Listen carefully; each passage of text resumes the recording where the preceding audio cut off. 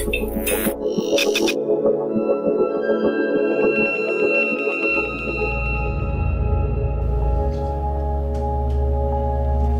we're standing here in my living room in Tokyo, Japan, and I'm going to show everybody just how amazing Bitcoin is by sending 100 euros worth of Bitcoin as of today's value through my TV, onto the camera, onto the TV in the Netherlands, and anybody with their Bitcoin wallet ready that scans what they're going to see on the screen in a moment will be able to claim the 100 euros worth of Bitcoins. And there's nothing that anybody can do to stop it or to freeze your account or block it or control it in any way.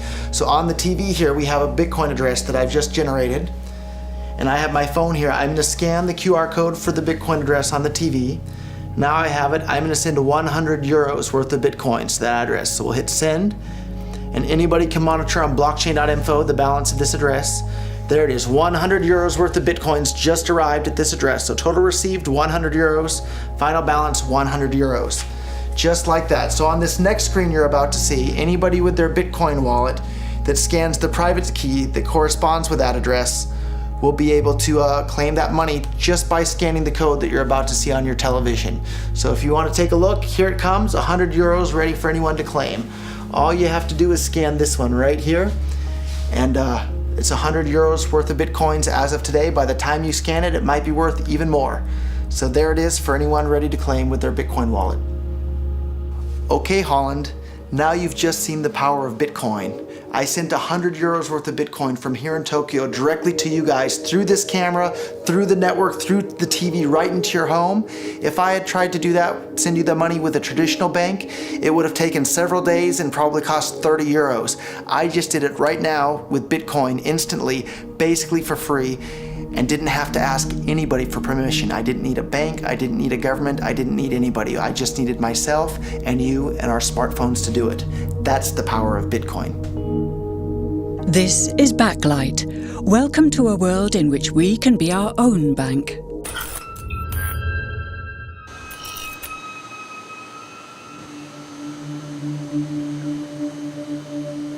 We take it for granted that money creation is controlled by governments and banks. But there's a community of people who don't see this as a given and who get quite worked up about it. Wall Street is fraud, America is fraud, the world is fraud, banks are fraud, central banks are fraud. We live in an era of fraud. It's all based on fraud, and they get a percentage of the fraud. That's the business model.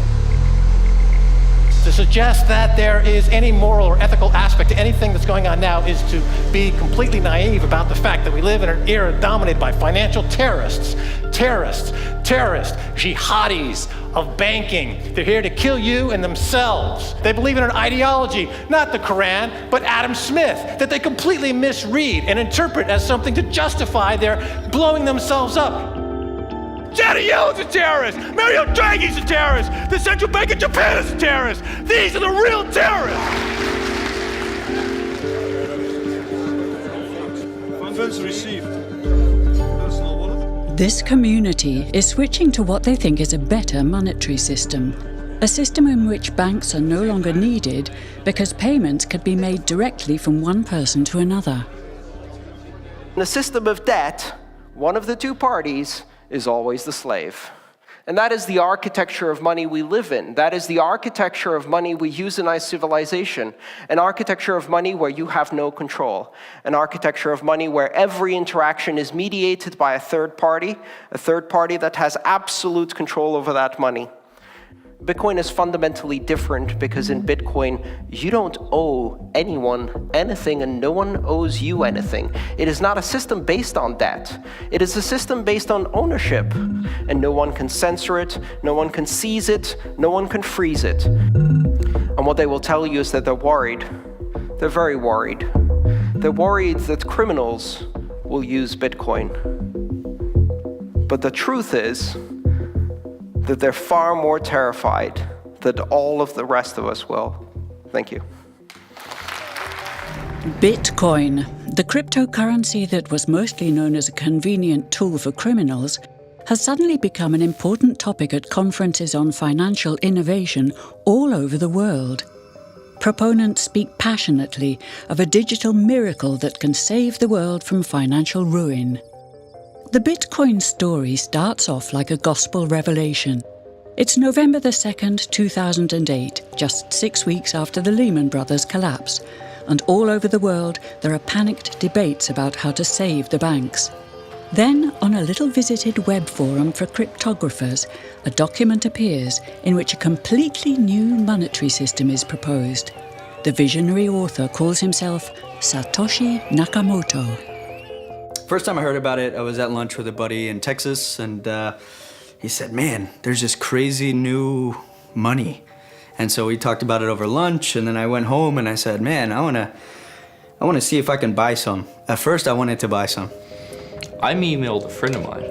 I think I probably saw the white paper in some web forum or something. You know, it just said this is some electronic currency thing. And this was publicly available.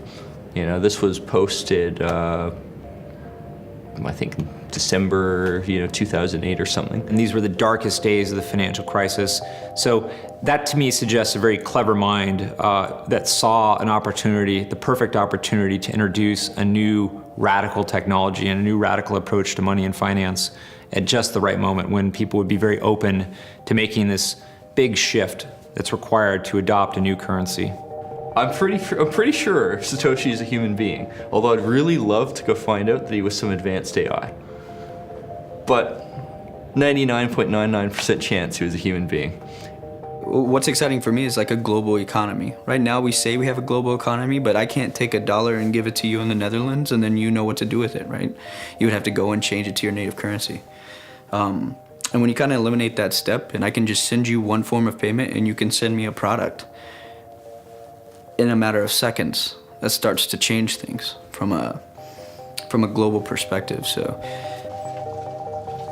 The first wire that I sent was for $25,000, and this was in early 2011, and Bitcoins were somewhere around $1.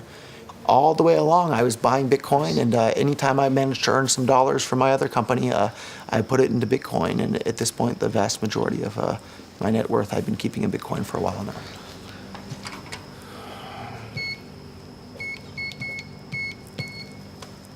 I'm glad you didn't get the parking pin.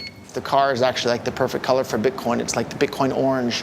So we wanted to order some like Bitcoin decals and put like Bitcoin logos around the car and then drive it around Tokyo to help advertise Bitcoin. But still never got around to doing that, maybe someday. Roger Fear is the CEO of MemoryDealers.com, selling second-hand computer equipment. But for a couple of years now, he's been known as the Bitcoin Jesus. In 2011, he bought $25,000 worth of Bitcoins, which now have a market value of $6 million. And somebody closed my, I usually leave the trunk, the hood open a little bit so that I can reconnect the battery, but I don't know how it got closed between now and the last time I was here, so we'll have to... Some people think of Bitcoin as sort of an early adopter thing, like, okay, I'm already too late, or... So isn't that a problem for Bitcoin? So thinking that it's too late to get involved in Bitcoin is like thinking it's too late to get involved with the internet or too late to get involved with using a cell phone. Like, it's not too late to get involved in Bitcoin. Bitcoin's going to make your life easier in so many ways. And the price of Bitcoin, too, it's not too late for that either. Bitcoin's like $270 a Bitcoin right now. If Bitcoin becomes really popular all over the world, Bitcoins are going to have to be worth at least tens of thousands of dollars a Bitcoin, if not hundreds of thousands of dollars per Bitcoin. So thinking it's too late to get involved with Bitcoin is like thinking it's too late to get involved with using the internet. Of course not. Like, it's ubiquitous in our lives, and Bitcoin's going to become ubiquitous in our lives as well. Perfect money should have a limited supply. That's one of the most important things. It needs to have a limited supply. It needs to be easily recognizable. It needs to be durable. It needs to be transportable. Bitcoin has all of those things better than any other form of money the world has ever seen. And that's why when I noticed Bitcoin for the first time, I realized that it's so incredibly useful as money that people are going to start using it more and more. Roger lives and works in Tokyo. He's outsourcing all the work for his own company so he can spend all his time promoting Bitcoin. So it's a pretty exciting time for Bitcoin right now with all the stuff going on in Greek. I mean, Bitcoin's up about $10 since yesterday, just since all the news on the Greek referendum vote, and just every day in Bitcoin is so exciting. So, and you can see lots of trading and everything just in the last 24 hours there. I paid to put up a billboard in the heart of Silicon Valley right next to one of the busiest expressways. It just said, "We accept Bitcoin, memorydealers.com," and then listed some of the parts that we sell. But then after that, I started paying for national radio ads in the United States that were on more than 100 radio stations across the United States, and paid for that for a couple of years. OK Wave, a popular consumer website in Japan, will accept bitcoins from now on. At a press conference, Roger Fear helps them spread the word. But today, one Bitcoin is 35,000 yen. だけど Bitcoin 世界中人気になったら絶対何百万円とか何千万円ならなければならない。絶対 Bitcoin は人気になったら。ロジャーさんから説明をしていただきますので、ロジャーさんぜひビコをご説明いただければと思います。いいものにはこういうことがあるんだけど、ナタリーさんは私より日本語うまいだから日本人だから、これはちょっと難しいことだから説明して聞いてくれませんか？すごいお金にはすごいさまざまな役割があるんですけれども、ビットコインはですね手数料もかからなかったりとか、すごく透明性が高かったり、すごくオープンなリソースであったり、すごくお金にある、重要な要素をさらに超えていい要素がいっぱいあるということですね。今までのビットコインの前のお金にはこういうことはちょっとありましただけど、今までには人間の歴史のことを最初から今までビットコインは一番こういうこと持ってるだから、世界中には一番いいお金になる。ビットコイン財布が持ってたら今から送りますよ。送った。もう入った。早いでしょ？5秒じゃないよね。早い。これ何？すごい。そう、アプリインストールしたら。そう今送ってる。もう送った？もう入ったでしょ？でも今日は1000円分。ビットコイン本当に世界中人気になったら100万円になるの可能性は全然あります。Roger, are you giving bitcoins away? I'm giving every single person here 1,000 yen worth of bitcoins, which is like $8 and something cents. So, 今もう入った。それリフレッシュもう入った。OK. I've given away thousands of whole bitcoins to just various people on Facebook that would post their Bitcoin address. And this was back when bitcoins were a couple of dollars each, so I'm sure those people are pretty happy at this point. How could this digital coin invented by this Satoshi Nakamoto become hundreds of times more valuable than the dollar? And why do enthusiasts like Roger Fear want the world to switch to bitcoins? To understand this, we need to look at how new bitcoins are created, a complex process called mining. Promotional videos make it look as if everyone can just mine bitcoins. Millions of people all over the world earn real crypto money daily. It's quite simple. Just download the special software, connect to the web, and wait for your profits to roll in. For mining, you don't need any special knowledge. You can mine at home, at work, or at a cafe, anywhere there's access to the internet. In fact, lots of people have already received a good income from mining. It's interesting, but does it get us? Does it get you out of the bed in the morning? No, it doesn't. I get it. Huh? Does it get you out of the bed in the morning? No, it doesn't. I get it. Marshall Long was one of the world's first Bitcoin miners. Now he's the CEO of Final Hash, a company that professionally mines Bitcoins. Okay, well that's fine. We can talk about it more in Chicago. That's fine. So, back in the early days, I'd get phone calls from my buddies. Oh, hey man, I lost 10,000 Bitcoins because my computer blew up, right? Back then, one Bitcoin was less than a penny, right? So nobody cared. They lost $10. I don't care, right? And now 10,000 Bitcoins, that's $5 million. That's a big deal, right? So now it's interesting to see how the industry has changed. There wasn't YouTube videos and all these nice things to show you how to mine. So it took me about 3 weeks to hook a computer up to figure out how to do this mining. And back in the good days, you could take a laptop like this and you could mine maybe 100 or 200 coins in a day. When summertime in Houston came, my wife was like, this AC has been on for 24 hours. It's really hot. What are you doing up there? I said, oh, I'm just running some computers. And she walks up there and, you see 50 graphics cards all running at the same time. And it's very hot. And she's like, okay, you gotta get out of here. You gotta figure something else out because it is too hot. Hey, what's up, Nerdgasm fans? Jerry here, aka Barnacles. I'm here with Marshall Long from @FinalHash. Now, we're out here at, I would say, what's going to be the largest Bitcoin mine in North America. And it's realistically an actual mining operation. Like, you can pretty much attribute everything that's going on here to like a real gold mining operation. It's like you have heavy equipment, you have cost, you have fuel costs, and you have recovery. Everything. That you then go and sell and turn into real money. That's right.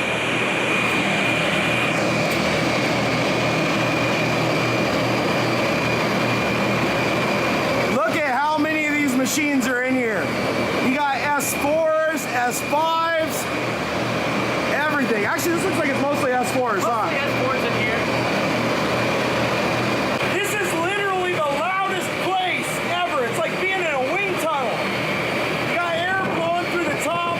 Move your hair around. I mean, these things are all blowing out massive air. Now, the cooling in here is so efficient that if you put your hand back here behind the units where they're drawing air, it's freezing cold. It is nice, ice cold air coming in here. You put your hand in the front, down the center, it is burning, burning hot. So if you're asking yourself, is Bitcoin mining profitable? On this scale, hell yes it is.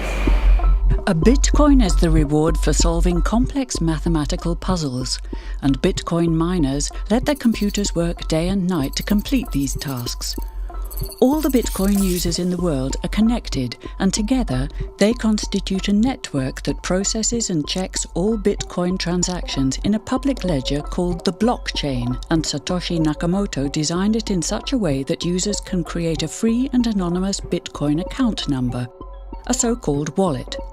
Satoshi's invention eliminates the need for a central bank, because all the users together are the bank.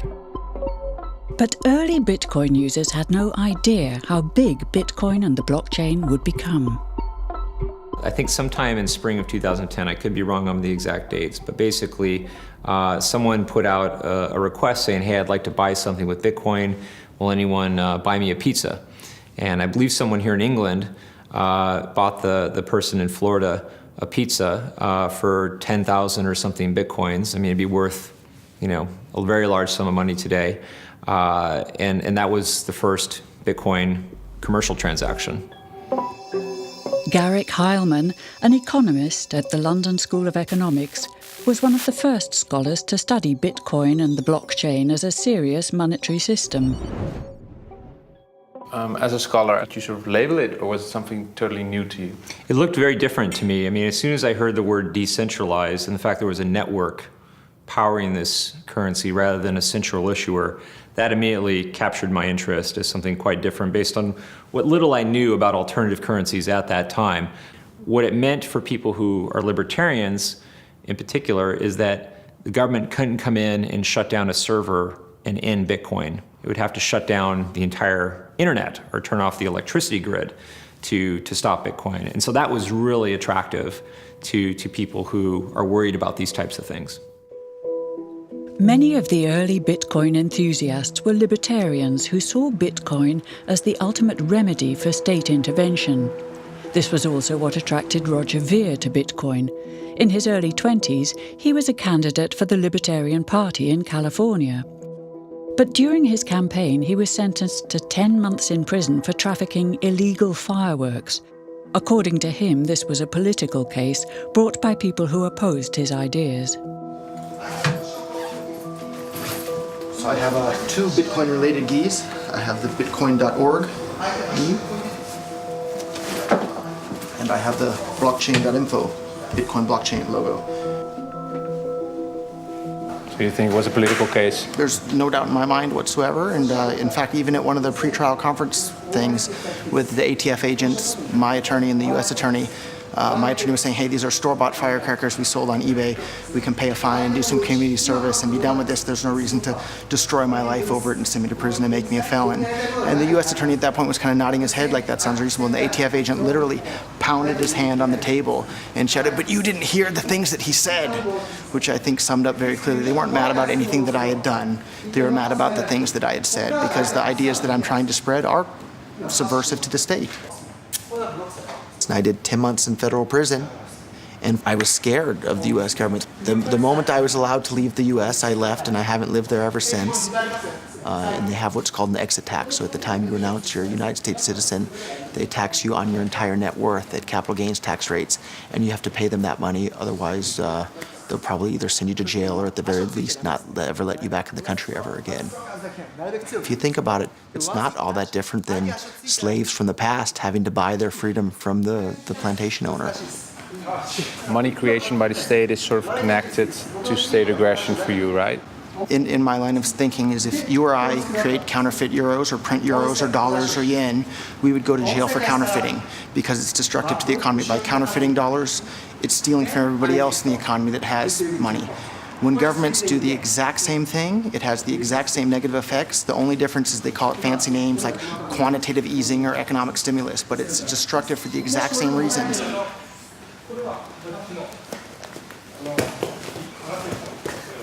My hobby growing up and in high school and since has been studying economics. And the more you study economics, the more you realize that all these government interventions in the economy prevent the world from becoming as wealthy and prosperous as it otherwise would become.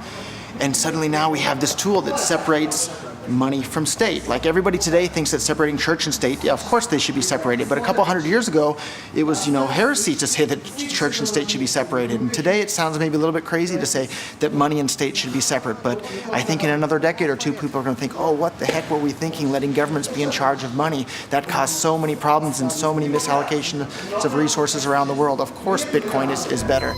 Okay. Thank you. Why is the government's and banks' monopoly on money creation seen as undesirable? In his white paper, Satoshi Nakamoto didn't express his opinion on this. But it does seem that he wanted bitcoins to appreciate rather than depreciate, unlike money. He programmed Bitcoin in such a way that there's a maximum of 21 million bitcoins to be mined. Bitcoins weren't meant to resemble money, but gold. In November 2013, this dream became reality when 1 Bitcoin was worth an ounce of gold. The Bitcoin code itself has never been hacked, but in 2014, the customer data of Mt. Gox, an online exchange office, was stolen by hackers, causing the Bitcoin exchange rate to plummet.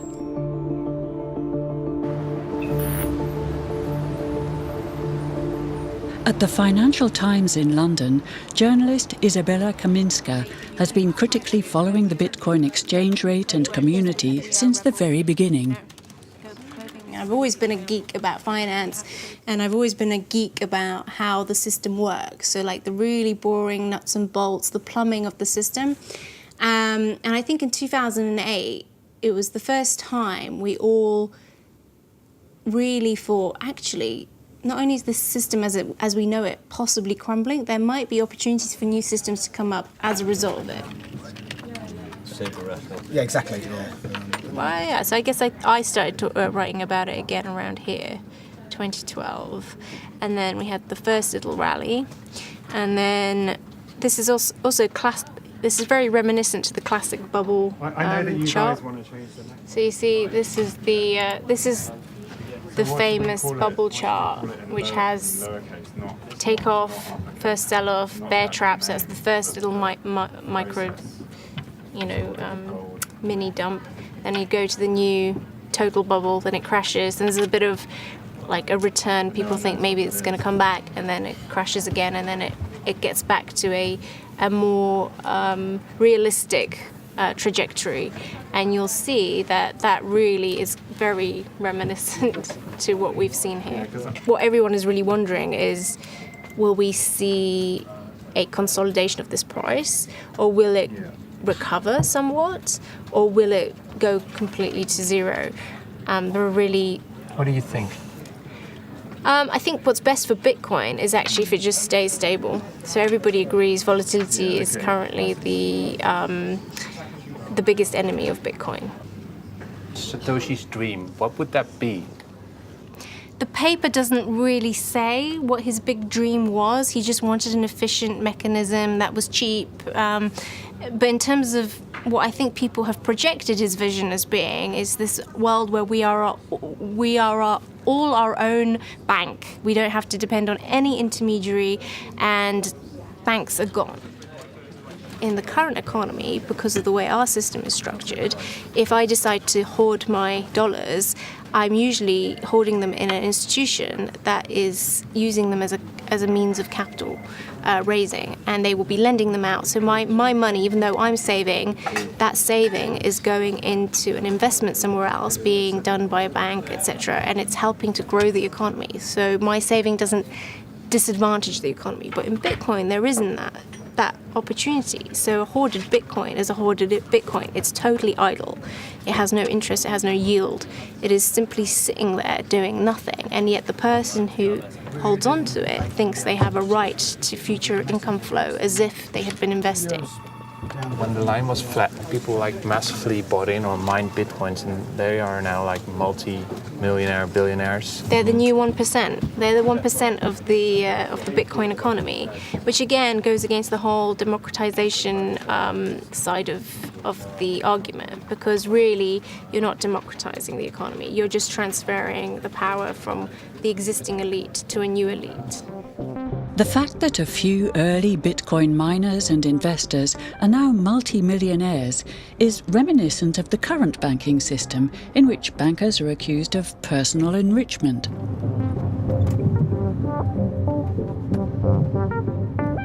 So I got this degree in international development, and I was with my dog on this hill, and I was like, yeah, what could I do? I could go try and work, and so say East Africa, I could go and explore economies there and see what's happening. I could try all these things, and then I was like, why don't I just try and break into the financial sector in London? That would actually be really, really fascinating. That'd be really amazing. And then once I had that thought, I just became obsessed with this idea. Brett Scott is the author of the book Hacking the Future of Money, about reforming the financial sector. To immerse himself in the system he criticised, he worked for 2 years as a broker in the City of London. We're now in the city. We just passed the border dragon. Oh, yeah, these dragons mark the boundaries of the City of London. So it's the financial district. Cut off all my hair, I bought my first suit. Interestingly enough, I had 2 interviews with Lehman Brothers, literally weeks before they went bust. And I remember being up in the sort of like 35th floor or something, and the guy was like, oh no, everything's fine, you know. Don't believe the stories you see in the press about us. And then they went under. If you created an entire society that was reliant on Bitcoin, yeah, you'd have massive problems of inequality. But it's very important in that it forms a kind of counterpower to the existing bank payment system. So while I can critique Bitcoin as much as you want, I'm always aware that the existing bank system is highly flawed, and I like the fact that this exists as an alternative. What's happening right now in a lot of the banking scene is this move towards it's called a cashless society. But if you think about what that actually means, it means every single payment that you undertake has to go via a commercial bank. Now, that means every single transaction you ever do will be monitored and recorded in a database somewhere. It means you'll always be giving fees to various credit card companies and so on. So there's potential for huge amounts of surveillance. There's all sorts of problems that come with a cashless society. In that world, something like Bitcoin, which is an electronic version of cash, or electronic form of, an electronic equivalent to cash, becomes quite important. St. Paul's Cathedral across there, which is where the Occupy movement set up camp in London, and they were there for a long time. They tried to occupy the London Stock Exchange, but weren't able to get in, so they chose St. Paul's instead. You think of Bitcoin and the whole movement being as a sort of better form of Occupy? It's a different form of Occupy.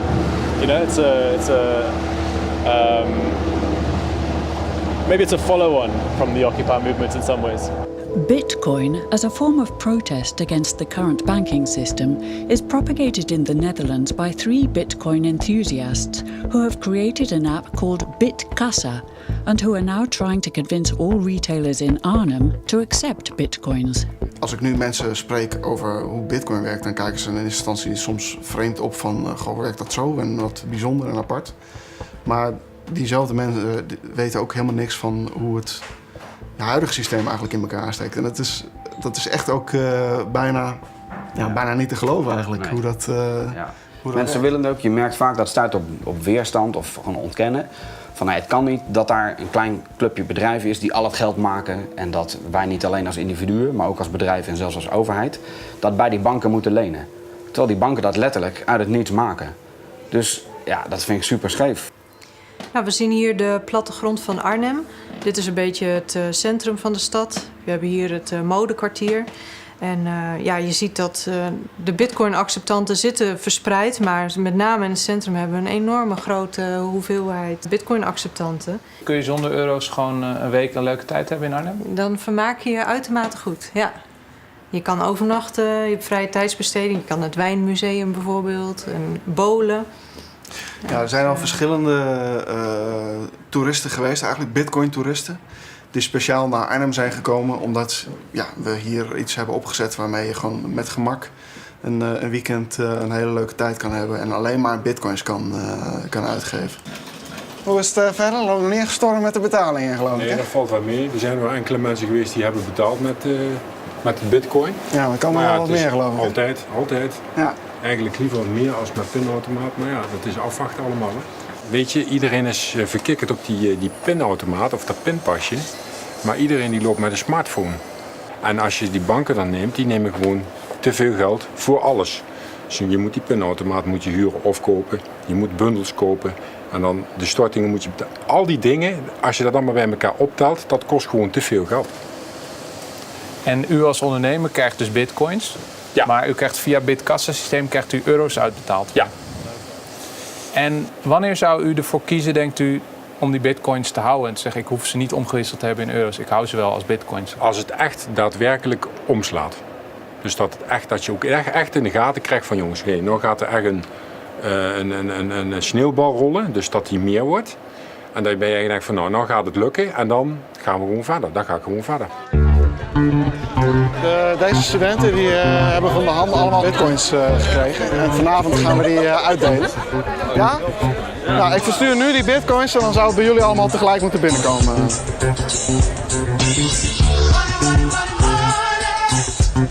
is nu onderweg.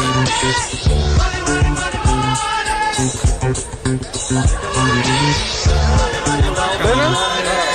12,79. En wat is het verschil volgens jullie met de euro? Dat hij veel meer heen en weer gaat. Ja. Je weet eigenlijk niet echt wat je hebt in principe.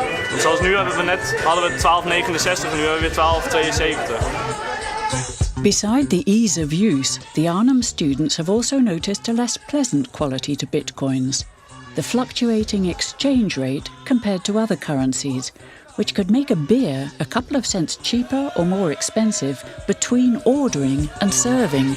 So Bitcoin, in my definition, is not money. The key to something being money, in my opinion, is that it's a widely used unit of account, meaning that goods and services are priced in it. So when you go to the coffee shop, you see something priced in Bitcoin. That's not true. There are coffee shops where there are prices in Bitcoin, but that price is changing constantly based on the currency it's linked to. So the pound, for example, here in England lost 20% of its value recently, but the price of coffee didn't change. It was still 99p. That's what it means to be a unit of account, and Bitcoin is not that. The price adjusts based on its exchange rate continuously. Do you see Bitcoin as a form of money or as digital gold? So I see gold as money, and I see Bitcoin as having all the same properties of gold with one property that actually a couple properties that are even better. So gold is kind of hard to divide. Bitcoin divides down to 8 decimal points instantly, super easily. Gold is really, really difficult to transport. If I want to transport gold from here to Moscow, it'll cost a bunch of money to do that, and it's dangerous, and you have to have armed guards and who knows what. With Bitcoin, I can send Bitcoin from here to Moscow or to Holland instantly, just like that, basically for free. I don't have to pay for a bunch of armed guards. It just happens almost like magic. If you ever ask somebody why they think gold's valuable, they can't ever really tell you. They always give you these like weird stories around, oh, it's like a precious metal, isn't it? It's pretty. While we think it has all this intrinsic value of gold has been largely constructed in people's heads, often by actually like association with power, association with religious figures. Bitcoin has potential for similar types of construction. You could create this sense of this almost like a commodity-like token that has no immediate sort of value to it, but can be imbued with value.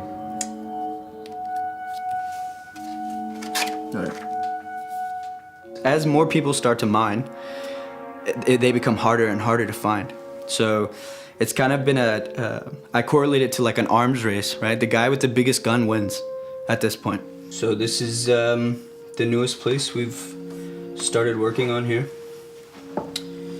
This is a place in the mountains in China. It's cool and it doesn't rain that much, so we can cool it very efficiently. How much do you pay for that electricity on a daily basis? All in, all of my mines together, we're probably paying about $100,000, maybe a little bit more. A day? Yeah. You're paying $100,000. Oh, I'm sorry, that's per month, I'm sorry. Oh, okay, okay. But Bitcoin in general, myself and all my colleagues combined, it's about $1 million a day in power. In power consumption. Yeah. And you guys generate what worth of coins?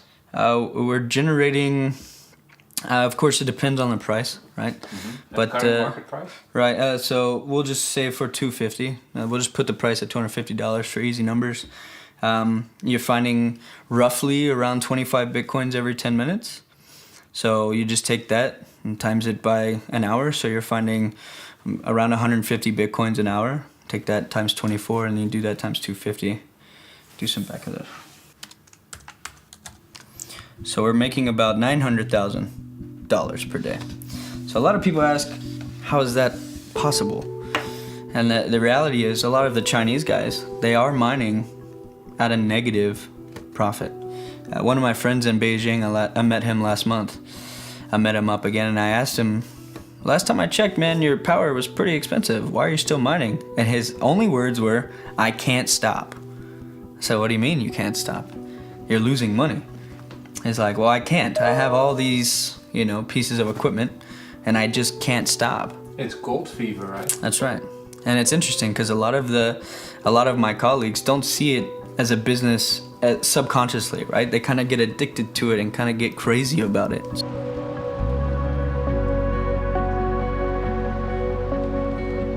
好，现在看到的就是我们那个长城镇的机房，这是我们大连的1号机房。现在有3层楼，我们使用的是第2层。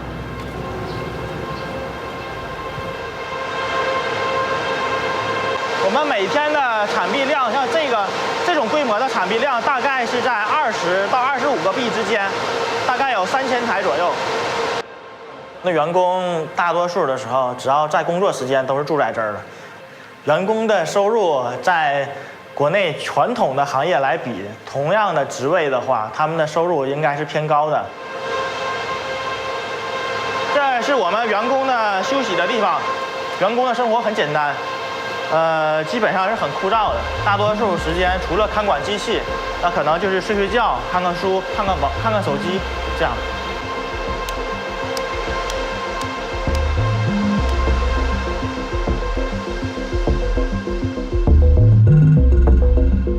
So what was supposed to be a very democratic system has ended up concentrating in exactly the same way that we have seen the banks concentrate their business. So now you have most of the miners are based in China, or most of the miners are huge server farms that, you know, the average person can't be a miner anymore in Bitcoin. It's far, you know, the barriers to entry are now really, really quite expensive. You have to invest in at least, you know, thousands of dollars of equipment if you want to be a miner.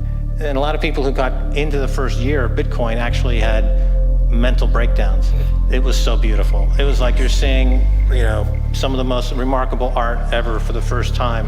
One of the qualities that I don't like about the community is that it's extremely absolutist, it's very politically led, and it assumes that its political ideology is the correct one, and it kind of thrusts its political ideology on everybody else. So I always say, you know, I don't want political ideology when I'm paying for my coffee. I just want a payment network that works and that allows me to benefit from smooth transactions. Lots of paper money. So this is a receipt, and this is my public address and private key. You got it covered for us, so we cannot film it. That's right. Bitcoin. Over the past 2 years, new members are increasingly joining the Bitcoin community, not for ideological reasons, but for practical ones. In Kiev, there are some protests happening, so people started using social media to share their QR code. Within a matter of days, they automatically had $15,000 in their wallets from sympathizers to the protests. That money was transferred from around the world. It's an incredibly powerful example, because today I spent 7 years in Nicaragua, and today I still cannot use PayPal to transfer money to my friends in Nicaragua. Whether or not Bitcoin will be worth millions isn't the main question for many computer scientists, investors, and hackers. To them, Satoshi Nakamoto's real invention is the blockchain technology, a global open ledger which can be used to share much more than just money. You may think that Bitcoin is just another way to pay for a cup of coffee, but it's not.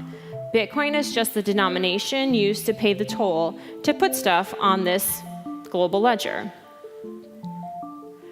Now, if you think about it, timestamp recordings of deaths, births, property, transactions, votes, this is the entire fabric of our civilization, which makes the blockchain one of the most profound human innovations of our time, because having a massive global ledger as a public utility can completely reorganize the way that we run our societies. Fundamentally, blockchain is a database sort of mechanism, and it's a standard, it's a protocol. And one of the problems we have in an increasingly globalized system is that everyone is operating their systems on their own local standards. And getting people to do everything in a uniform way that benefits all of us, like, you know, bringing in the metric system, that is really, really hard. Blockchain offers an opportunity to start this new, exciting technological industry from a standard that is globalized and potentially uniform. So I see the potential that way. The decentralized blockchain makes it possible to share data publicly without a single party controlling the system. In the blockchain, all participants in the network are equal. Maybe inventor Satoshi Nakamoto saw Bitcoin as just the first experiment with this form of digital democracy. I think blockchain technology is really authentically fascinating. Like, I think it's anybody who ignores it and writes it off is probably making a mistake. I think it's definitely not going to get smaller. But to this day, the true identity of the architect behind this revolutionary technology remains a mystery. We can't ask Satoshi questions, which is really frustrating, right? But it's also, again, part of, I think, the magic of Bitcoin is that, we can all kind of imagine this technology, for, as we see it, rather than just as Satoshi did. So it could be used in this way, even if Satoshi didn't intend it to be this widely, worldwide distributed thing. I think Satoshi probably did, but it still could be that, and we can make it that. Satoshi around here somewhere in Tokyo? Yeah, I think I see him right there. Oh, that's a question I get a lot, actually. A lot of people have asked me who Satoshi is since I got in so early. I think I've got a pretty good idea, but I like to keep that one close to my chest. So. Why? I mean, tell me. Because I'm not 100% certain. And the reality is it doesn't really matter, right? It doesn't matter who Satoshi is. Because now it's kind of grown beyond like a pet project, right? But I mean, he owns, Satoshi owns how much? How many coins? I think he's got about 500,000 locked up. With his blockchain technology, inventor Satoshi Nakamoto has completely relinquished his control of Bitcoin. But he does own 1/20th of all Bitcoins himself. So if one day Bitcoin does become widely accepted as a currency, he will be one of the richest people on Earth. People might find that scary, a new currency or a system based on an inventor who owns already, well, 1/20th of all the currency he invented. Yeah. Isn't that a problem? Satoshi invented one of the most important inventions in the entire history of humankind that's going to improve the lives of everybody on the planet for the better. If he had half of all the Bitcoins, he would still deserve it. Who do you think Satoshi is? I think it's probably a band of people who decided that a nom de plume was the best way to go, precisely because if it did take off, there would be too many consequences for an individual, one person, or even a group of people. And from my perspective, you never make a move of this sort without a myth. You need a sort of foundation myth. Every good sort of system of power has a foundation myth, and it's always best if the leader is either anonymous or aloof or in some way distant from the public, because you have to create a sort of mythology around him. And because Satoshi, nobody knows who he is. If we knew who he was, it would almost ruin the whole thing for everybody, I think. Why did he disappear, you think? He undermined the ability of every single government on the entire planet to control the money supply. And that's how every single government in the world is controlling their citizens and their economies today. And he just basically, knocked their feet right out from under them with the invention of Bitcoin.